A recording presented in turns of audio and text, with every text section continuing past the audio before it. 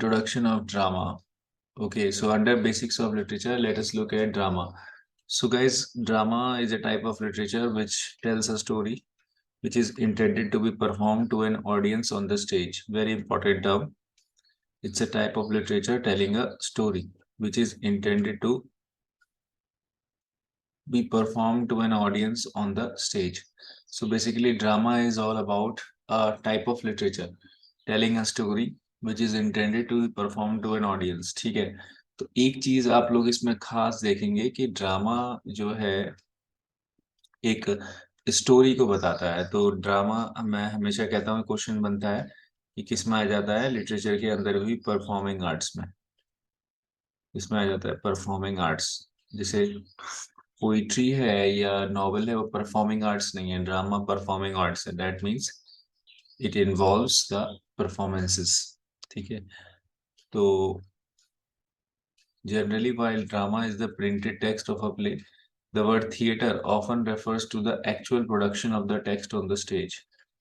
देखिए, ड्रामा और प्ले में डिफरेंस एक बार मैंने बताया था, यहाँ पर थोड़ा सा आपको चेंज करना है। देखिए, drama printed text of a play कह रहा है, थोड़ा सा रिवर्स है यहाँ पर। प्ले जो है प्रिंटेड टेक्स्ट ऑफ ड्रामा है। वर्ड्स को थोड़ा सा रिप्लेस कर लेंगे, अपनी कॉपी में लिख लीजिएगा। Play is the written text of drama. जो प्ले है वो क्या है, रिटन टेक्स्ट है ड्रामा का। समझ में आ रही बात। While drama is the performance on the stage. Drama क्या है, स्टेज परफॉर्मेंस है। ठीक है, the word theatre often refers to the actual production of the text on the stage. और थिएटर क्या है, मैंने आपको बताया था। तीनों में डिफरेंस थोड़ा सा यहाँ पर समझिएगा सारे बच्चे मेरे साथ, कि प्ले क्या है, रिटन टेक्स्ट ऑफ ड्रामा है। ड्रामा क्या है, परफॉर्मेंस ऑन द स्टेज है। और थिएटर क्या है, performance of the stage plus, मैंने एक बार बताया था थिएटर की डेफिनेशन, यहाँ पर पूरी क्लास देख लेगी मेरे साथ। थिएटर क्या है, हम इसको कह सकते हैं कि प्ले, नहीं सॉरी, ड्रामा प्लस ऑडियंस, जिसमें ऑडियंस भी आ जाए, प्लस जिसे मैंने कहा फिजिकल सेटिंग। जो फिजिकल सेटिंग है वो भी अगर इसमें इन्वॉल्व हो जाए तो वो क्या कहलाएगा, आपका थिएटर। फिजिकल सेटिंग मीन्स जहां पर वो प्ले परफॉर्म हो रहा है। ठीक है, तो drama plus audience plus physical setting, ये सब चीजें मिला के क्या करता है, आपको थिएटर का एक इफेक्ट देता है। ठीक है, सो theatre involves taking place on the stage, the lighting, the scenery, the music, the costume, the atmosphere and so on. ठीक है, थिएटर जो है उसमें सभी चीजें आ जाती हैं फिर। Stage, lighting, scenery, music, costumes, atmosphere and so on. एक चीज मैं आपको यहाँ पर देता हूँ कि जो एरिस्टोटल ने डेफिनेशन दी थी, उसमें जो उन्होंने 6 पार्ट्स ऑफ ट्रेजेडी बताया था। ठीक है, एरिस्टोटल की डेफिनेशन देख लीजिएगा आप लोग। डेफिनेशन ऑफ ट्रेजेडी ना, बाय एरिस्टोटल, बहुत इंपॉर्टेंट है।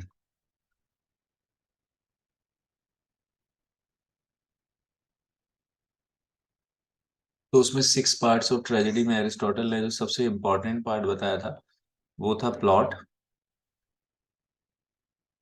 और जो सबसे लीस्ट इंपॉर्टेंट पार्ट बताया था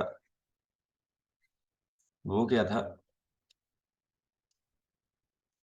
स्पेक्टिकल। क्या था, स्पेक्टिकल। ये क्वेश्चन आएगा, स्पेक्टिकल।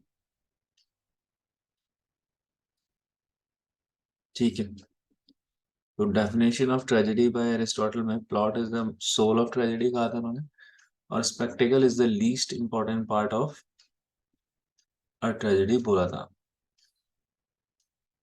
समझ में आ रहा है सबको। तो स्पेक्टिकल जो है वही वही चीज है जो मैं बता रहा हूँ थिएटर है। जैसे स्पेक्टिकल में सारी आपकी लाइट इफेक्ट्स, म्यूजिक इफेक्ट्स, ठीक है, कॉस्ट्यूम्स, जितने भी एक्स्ट्रा इफेक्ट्स हैं वो सब स्पेक्टिकल में आते हैं। मैंने आपको बताया था ना स्पेक्टिकल का, वैसे मतलब क्या होता है अगर एस जुड़ जाए स्पेक्टिकल से, हम कहते हैं स्पेक्स का है, आपके चश्मे को कहते हैं। और स्पेक्टिकल अगर खाली बोलेंगे आप तो उसका मतलब भव्य नजारा, भव्य दृश्य, ग्रैंड सीन कहते हैं। It's a grand spectacled. समझ में आ रहा है सबको? Origin and brief history of drama are generally thought to have started in Greece between 600 and 200 BC। देखो, बीसी मतलब बिफोर क्राइस्ट या बिफोर कॉमन एरा, कुछ भी का आप बोल दें बीसीई, तो यानी इसमें हमेशा रिवर्स चलता है। 200 टू 600 नहीं बोला हमने, 600 टू 200 बोला। तो जैसे अगर ये चार्ट देखोगे, यहाँ पर क्या है, तुम्हारा जीरो है, यहाँ पर एक है, दो है, ऐसे करके चल रहा है। और अभी हम लोग यहाँ पर हैं 2023 में, मतलब क्राइस्ट को पैदा हुए 2023 वर्ष हो गए। ठीक है, तो यानी कि जो माइनस में चलते हैं हम, तो क्या चलता है, इस तरफ को चलता है, ऐसे ही है। ठीक है, तो जैसे 600 यहाँ होगा, फिर 500 होगा, फिर 400 होगा, फिर ऐसे ही 200 होगा, है ना। 600 टू 200 BC के बीच में हम कह रहे हैं कि, ये ऐसे ग्राफ बता दिया मैंने, जो है ओरिजिन्स ऑफ ड्रामा हम देखते हैं ग्रीस में आया है। They trace it to Egyptian religious rites of coronation. Coronation आपको बताइए, राज ये जिसे हम कह सकते हैं ताजपोशी। तो ताजपोशी जब हम कह ताजपोशी यानी कि किसी राजा को जब हम ताज पहनाते थे, तो उस समय जो कोरोनेशन करते थे उसको कह रहा है।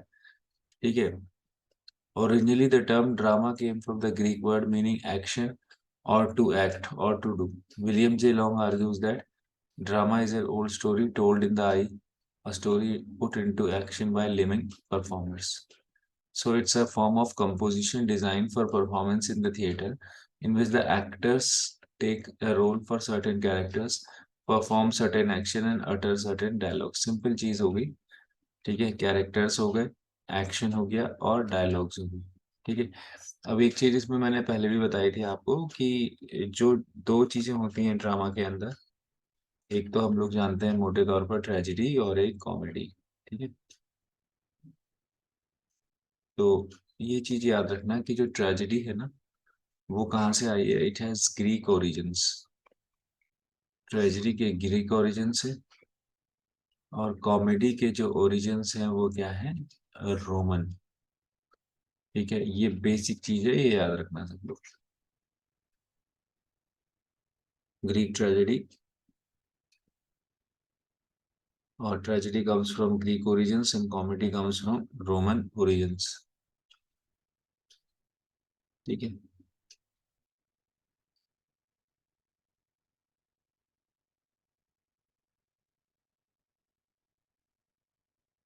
समझ में आ रहा है सबको?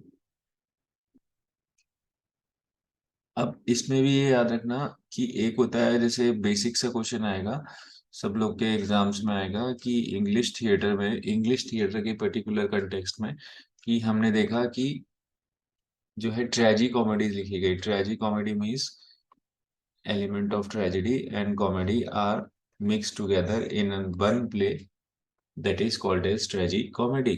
ठीक है, तो ये क्वेश्चन पूछेगा कि इंग्लिश थिएटर्स में या इंग्लिश ड्रामा में ट्रेजी कॉमेडी कौन सी एज में लिखी गई, तो क्या आंसर करोगे? किसी को पता है क्वेश्चन कि ट्रेजी कॉमेडी कौन सी एज में इंग्लिश लिटरेचर में लिखी गई? एलिजाबेथन एज और एज ऑफ शेक्सपियर में लिखी गई। ठीक है, एग्जाम में बहुत इंपॉर्टेंट है।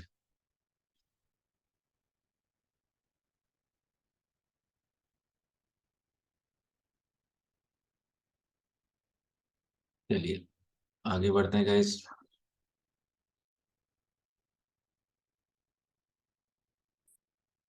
सो ग्रीक ड्रामा के बारे में हमने देख लिया। Greek dramatic performances were associated with religious festivals. They produce different kinds of drama, tragedy and comedy. Famous Greek tragedians include Aeschylus, Sophocles, and Euripides. The best writer of comedy was Aristophanes. Greek theater use masks. देखो, ये मैंने ये code याद कराया था सब लोगों को। The three great tragedians of Greece, SPA, क्या कराया था? S is for Sophocles, ठीक है। P is for, अच्छा नहीं, SPA तो अलग था। C, सॉरी, C, एक मिनट हाँ।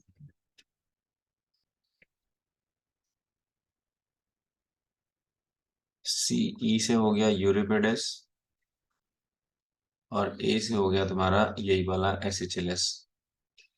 नोट कर लेना, इससे कभी नहीं भूलोगे। CSEA।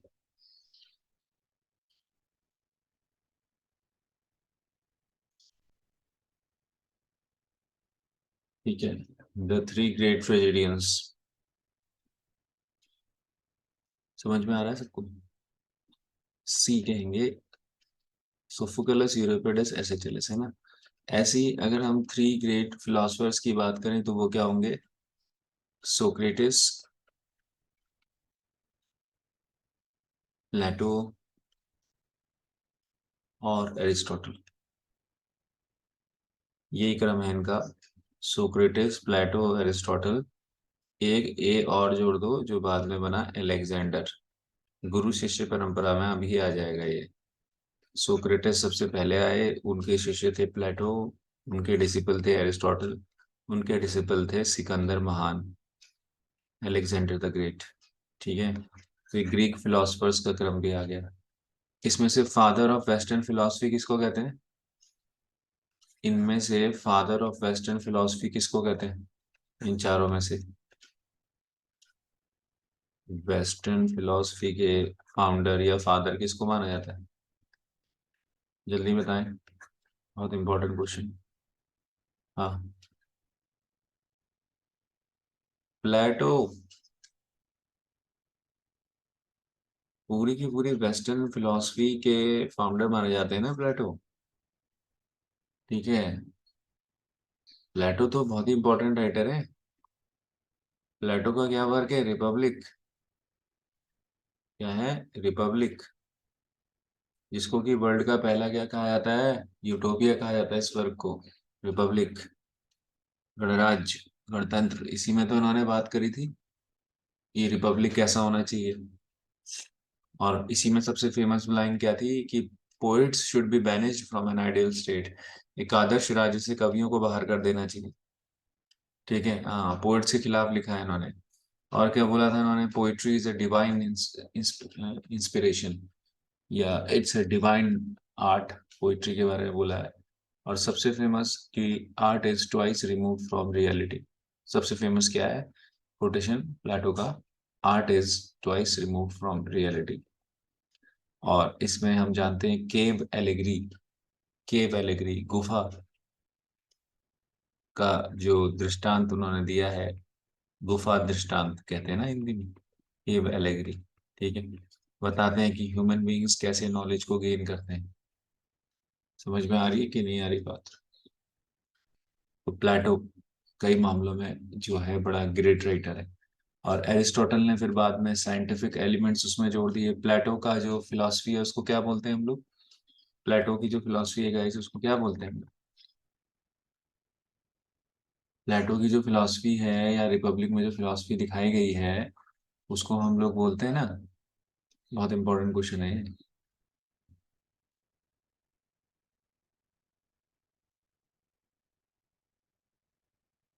मेटाफिजिकल, क्या बोलते हैं? मेटाफिजिकल।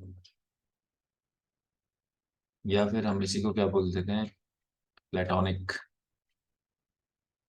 प्लेटो से ही क्या बना था? प्लेटोनिक वर्ड बना, एडजेक्टिव बना प्लेटोनिक। Platonic means spiritual. ठीक, metaphysical means also the same, spiritual elements.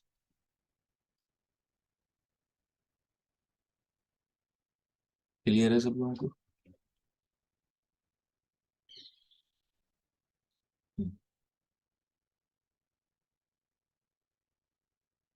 ठीक है,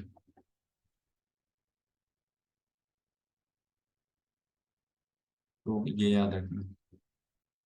और इसके अपोजिट है एरिस्टोटल। एरिस्टोटल ने साइंटिफिक लिखा है। एरिस्टोटल का जो है पूरी तरीके से वैज्ञानिक, फर्स्ट साइंटिफिक क्रिटिक कहा जाता है एरिस्टोटल। जिन्होंने definition of tragedy the poetics में ना। ठीक, चलिए एक क्वेश्चन और छोटा सा ये बता देता हूँ कि जो सुक्रेटिस थे, सुकरात, उनकी जो शैली थी उसको हम कहते हैं डायलॉग मेथड। क्या कहते हैं? Dialogue method. डायलॉग मेथड के थ्रू ही बात करते थे। ठीक, चलिए फिर आगे बढ़ते हैं फिर।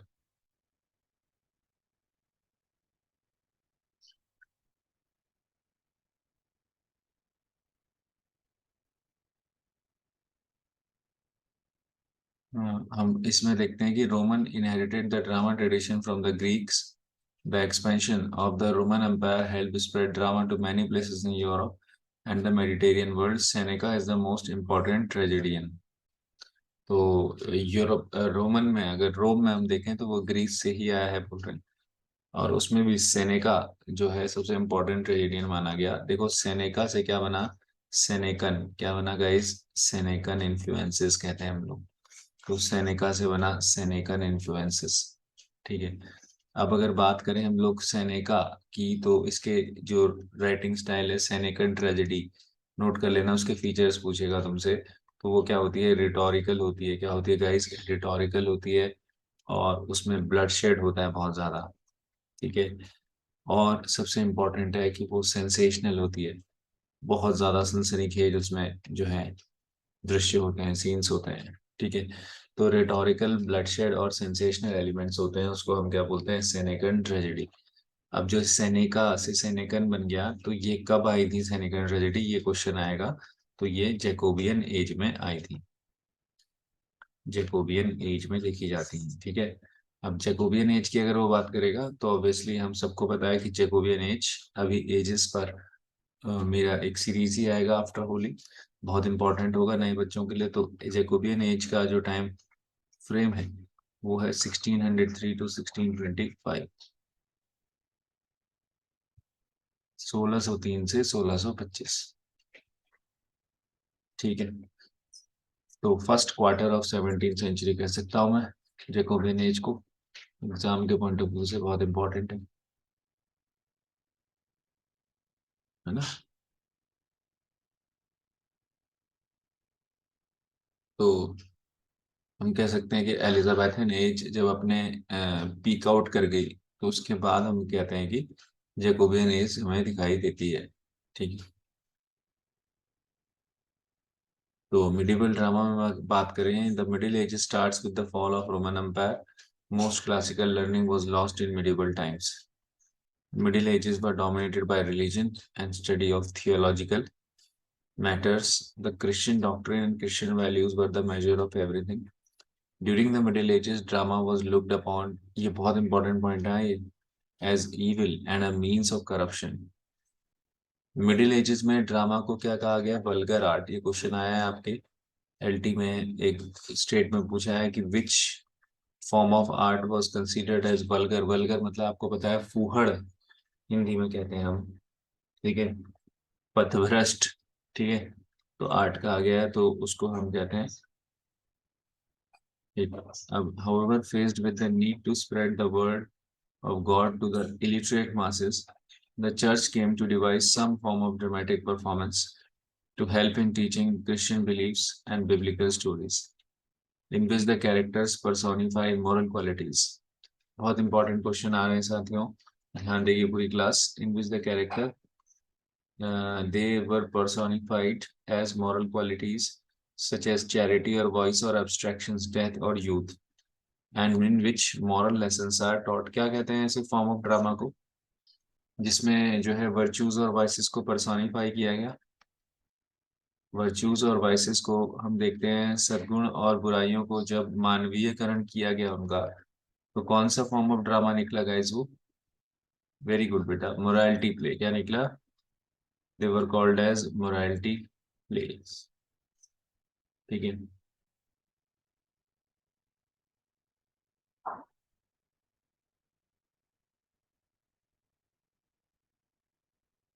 So the three main types of medieval drama are mystery plays about Bible stories, miracle plays about the lives of saints and the miracles they performed, and morality plays in which the characters personify moral quality जो मैंने अभी बताया, ठीक है। तो medieval drama के अंदर आ जाएंगे तीन play, mystery place, miracle place, numbering कर लेना, पहला है मिस्ट्री प्लेस, दूसरा है मिराकल प्लेस, और तीसरा क्या है, अभी हमने बताया कि मोरालिटी प्ले, यहाँ पर तीसरा कर दिया मैंने। तो इसको हम कहते हैं 3 M's। मिडिवल ड्रामा के अंदर क्या आते हैं, ठीक है। मध्यकालीन इतिहास या मध्यकालीन नाटक में यूरोप में हम देखते हैं 3 M's, कैपिटल एम। क्या है वो 3 M's, ठीक है, समझ में आ रहा है? मिस्ट्री, मिराकल, और तीसरा हो गया आपका मोरालिटी। ये तीनों वहां आ जाते हैं। समझ में आ रही बात? अब इसमें याद रखना है कि मिस्ट्री और मिराकल में कंफ्यूजन होता है। तो याद रखना, मिराकल यानी क्या होता है, चमत्कार, करामात, ठीक है, जादू। तो मिराकल कौन करता है, सेंट्स करते हैं। तो बस यहाँ से याद हो जाता है, मिराकल कौन कर सकता है, सेंट्स कर सकते हैं। तो life stories of cents, life stories of cents क्या है, मिराकल प्लेस है, ठीक है। तो जस्ट अपोजिट कर दो उसका, फिर अपोजिट मतलब फिर सेंट से पहले क्या आया होगा, बाइबल। तो और मिस्ट्री प्लेस क्या है, they are stories about Bible. पूरी क्लास ध्यान से अलर्ट होके लिखेगी, बहुत इंपॉर्टेंट पॉइंट चल रहा है। सो हमने क्या बताया, स्टोरीज अबाउट बाइबल क्या हो गया, मिस्ट्री प्लेस हो गया, मिराकल प्लेस क्या हो गया, लाइफ स्टोरीज ऑफ सेंट्स, और मोरालिटीज क्या हो गए, personification of virtues and vices, personification of virtues and vices। Clear हो रहा है? तो ये 3 हो गए, mystery, miracle and morality. Note कर लीजिए।